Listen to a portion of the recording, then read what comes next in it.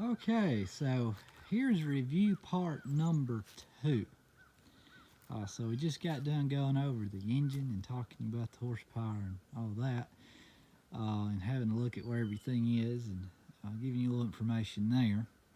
So let's talk about the weight of this tractor. So we're in the 70 to 100 horsepower segment here.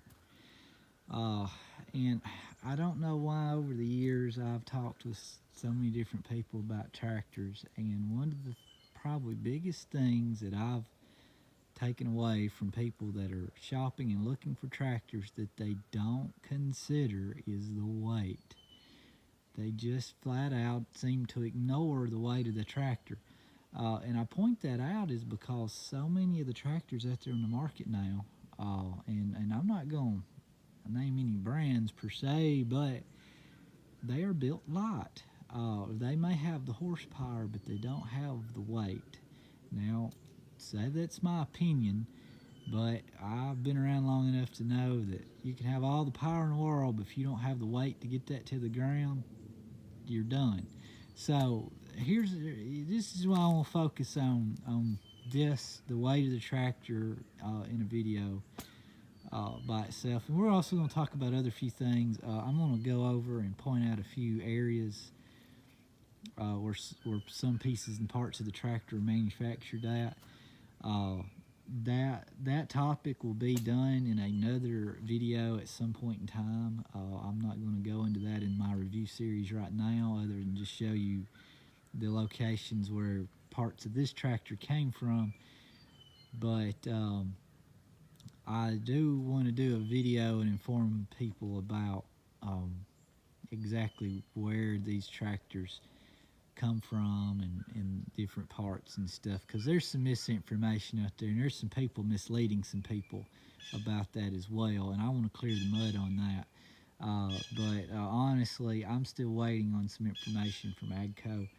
I'll just go ahead and say those conversations have started, and when I have those facts in hand, I will then do my best to relay that information. But anyway, so going to talk about the weight, show you a few places some of the pieces parts came from. May also go over the loader just a little bit because that's going to factor into the weight here, obviously. And let's see. We'll also look at the tires because that factors in here too. Uh, so this tractor, in all three models of this cab version 4-wheel drive, is going to weigh in without the loader and without fluid in the rear tires at around 8,700 pounds, which by itself is a good weight to be at. However, the loader, I'll go here where I can show it to you. There's a tag on here. It tells you the loader weighs 446 kilograms. So if you do the math on that, convert that, you come up with I want to say it's around 960 pounds. I may be off on that, but it's close to 1,000. We'll just round it on up to 1,000 pounds. So that puts the tractor with the loader on it at 9,700 pounds. So we're just shy of 10,000 pound mark on a tractor that's 70 to 100 horsepower here. Now, I have had fluid put in these tires, and we'll talk about the tires in a second, but with the fluid that's in these tires, this tractor should easily be over 10,000 pounds. So I'm going to put it in the 10 to 10.5 range on weight. And here's what that means for some of you that are watching this and like, why does the weight matter so big deal? Basically, a tractor's horsepower is only good as its ability to get traction to the ground. What I mean by that is if you're in a condition in a field, and field conditions are different depending on what you're doing. If you just run out on normal grassy ground is one thing. If you go into ground that is plowed or tilled, that's another thing. If you go into ground that is wet or soft, that's another thing. My point in that is, if the tractor's not heavy enough, then it won't be able to transfer that power to the ground efficient enough. And therefore, you might, depending on what you're trying to do or pull, start having slippage and or completely not being able to pull what you're trying to do. You may get stuck on spot, or just spin your tires per se. So that's why the heaviness matters so much. It also equates to a good ride in the field. If you're going to spend a lot of hours in the tractor, especially doing loader work and things, if the tractor's not ballast right, and if it's not heavy enough, it's going to sling you around in the cab and jolt you around in the seat, and it's just going to transfer to operator fatigue, and it's just not a good operator experience. So my experience over the years is the heavier the tractor, the better it rides, the better it pulls, the better it performs. Now, granted, you're probably thinking, well, if you're going up and down hills and things, the heavier it is going to take away from power. Yeah, that's true, but not as much as you think. There's more advantages to the weight than disadvantages. So that's why I want to point that out. This tractor is built heavy. A lot of the tractors that are being compared in this segment do not weigh this much. That's something you need to consider. Again, when you're comparing tractors and comparing prices, how much weight you're getting. Now I have a video of this tractor on the trailer that I will insert where I show you the underneath of this tractor before I took it off the trailer, and I'll just let you see how it looks underneath. Alright, so I've got this tractor here on the trailer, and it's easy to look underneath it. I'm going to give y'all a look here underneath this tractor a little bit. Fairly impressed with the quality. The paintwork seems to be really good. Looks good and thick. Everything's well coated, masked where it needs to be, and paint where it should be. One of the things I've been liking is just the pure simplicity. There's not a whole lot of electrical lines. There's not, all these hydraulic lines, oil lines are, all fairly accessible under here. The gear change looks like mechanism. I can put my finger on it right in there. No, right here is pretty good. There's a oil filter under there. It's not too big. But I just want to give a little view underneath here, let you see how it's built. Lots of shielding.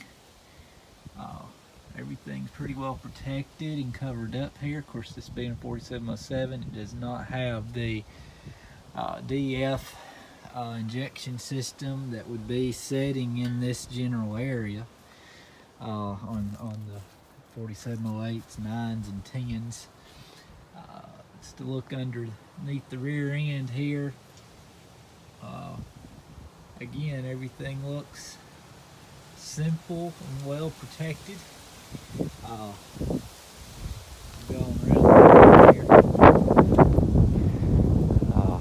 But yeah, it's just arrived here. I'm about to take it off, but I thought it'd be a good time to show the underneath here and all the, shielding and everything. More of the front axle, but anyway, just impressed by the sheer simplicity, which is you don't see on everything today. Everything looks extremely complicated, but anyway, you can see the transmission housing, clutch housing, all that in here. But anyway, just thought it was worth showing some of this. Okay, so you got to look underneath the tractor there. So let's talk about the tires here, since we've talked about the weight. Uh, there's a few different tire options available here in the U.S. on these tractors. And this was one of the tire options. I had two choices. I wanted this front tire size no matter what. And I know it's muddy here, but I'll try to get the camera on it. It's a 340 85 R24, which is a 13.6 R24 tire. This is the tallest, widest tire that I've seen available here in the U.S. on this tractor. Well, it's the most common. There may be something bigger, but I hadn't really seen it. The back tire would have took two options. The thing with the 4707s is a lot of the times they put the smallest tire option on there, and part of that's price, I think. The other part of it is the taller and bigger the tire for a tractor, the lesser horsepower tractor actually robs the tractor of a little bit of power. So it actually, in some situations, would be more beneficial to have the smaller tire. For me, I wanted the biggest and the tallest and the widest I could get, because I'm in a lot of mud feeding hay with this tractor and stuff, and I'm looking for ground clearance, because we all know once you bottom out, you're stuck, you're done. Now, there's another advantage of this tractor we'll get into later. I want to talk about on the front axle. The front axle has a differential lock on it. That's another feature you don't see on other tractors. It's another thing you need to weigh when you're looking at these tractors, because that's something you're going to get on this tractor. And there are certain situations where that's a huge advantage, and I'll talk about that in another video. But as for the back tires, this was the first tire option that came available to me. It just happens to be the tallest tire option. This is a 420 85 34, which is a 16.9 R34. The other option I would have went for would have been the 460 85 R30, which would have been a little bit shorter but wider tire, which is also commonly found on these. It's just you don't find this tire setup that often on a 4707. Most of the ones that I looked at were the smallest tire options, which were a 320 front and a 420 back, 30s, 24s at front. When this one landed and I seen this tire option, this was kind of what I was looking for. That's one of the reasons I went ahead and got this tractor. Now the 460 30 rear and the 420 34 here rear, they'll hold more fluid than that 420 30, that the other option that's on the back, so that equates to more weight, since we're talking about weight. And plus this gives me ground clearance, so that was kind of the positive for me. Another thing we'll look at here is just the build in the back. You know, this tractor is it's built heavy enough. I'm going to talk about what I'm about to say here in a minute or second here a little bit more in another video, but do take note of these lift cylinders. This 3-point hitch is electro over hydraulic control. One of the models that's out there, the John Deere 5E series, like the 5090E, 5100E, those tractors do not have these lift cylinders. So I want to point that out. I'm going to talk about that more in another video. But if you start comparing prices of those tractors, this tractor, and what you get standard on this tractor versus what you get on the John Deere 5E, and the options that don't come standard with it, there's a big price difference. And I'll be honest, I've priced one out myself, and that was around a $5,000 difference. In the other direction, and the other tractor didn't even come with a loader. So I just want to point that out while I'm back here. Everything is built heavy, as it should be for a tractor that can, handle up to 100 horsepower and implements that require that. They even have a sensor built in to your top link pin. You can see the wire right here. That's like a pressure gauge. I don't know if it's transducers or what's in there, but it can sense pressure on this pin. It's for draft control and different things, so they even got that there. Um, Everything is well placed and accessible as it should be. Uh, but anyway, so that's I guess the main thing I want to talk about as far as the weight. I did want to get into the loader a little bit, and then we'll get into where some of the manufacturing stuff is. This is a 931X loader.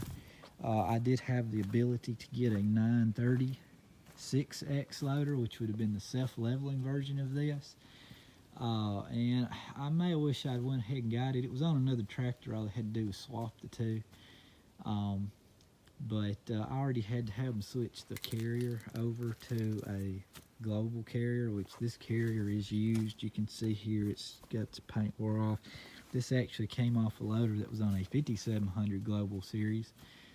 But it's what they had, and it's what I got. So anyway, I didn't get a new carrier, but I did get the global Euro style carrier that I needed. The loader, the hydraulics are very quick and snappy. They're actually faster than my John Deere 6110M. I've had to catch myself a couple times from not throwing a bale because it operates a lot faster than it does. The loader itself, I'll talk about it some more in some improvement videos, but it is sufficient for my needs. And you know, pretty much standard loader. They used to be made by Quickie. They may still be made by Quickie. They used to be the same thing as one of them. You got your flat face coupler connections over here, and the loader is, you can disconnect the loader from the tractor and park the loader and not have it on there. So let's talk about where this tractor came from real quick. So this tractor, so there's your model 4707, and there's where it's made in Brazil. So I take it this is where this tractor was assembled, and there's some other pertinent information here, but you see the main AGCO out of Duluth, Georgia here. But anyway, made in Brazil. I want to point that out. Yes, some of these tractors, when they initially were being produced, I think came out of maybe France. Then they went to production in a China facility, and now there's production in Brazil.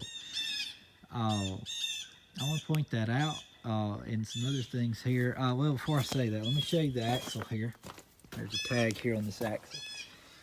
I'll get the camera on it. You can see that. That's France. So the axle actually comes out of France. The loader, I showed you the sticker a while ago, is Sweden.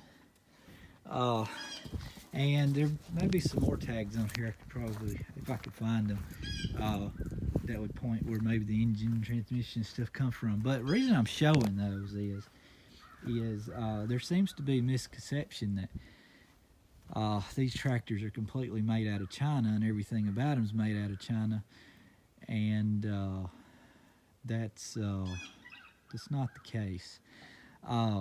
As I just pointed out, there's different components of this tractor come from different places. This one was actually assembled in Brazil.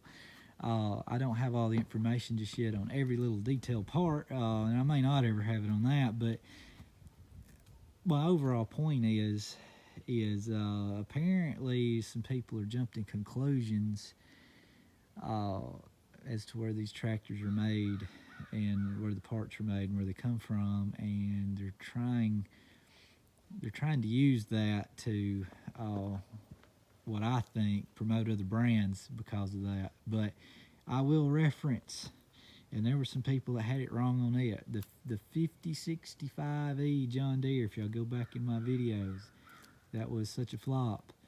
That tractor, I believe, was made in Georgia, here in the U.S. So before y'all go bad mouthing where these are made, you need to think about where some of the others are made that didn't work out that well.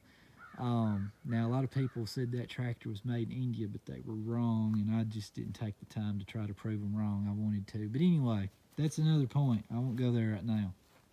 So, I think I covered everything. I got a little list here I'm looking at. So, we went over the weights, went over the tires, and we went over the location of some of the parts of the tractor and where they were made. So I will conclude this part because I'm sure the time I put together it's going to get pretty long, and we'll move on to the next part. Thanks for watching.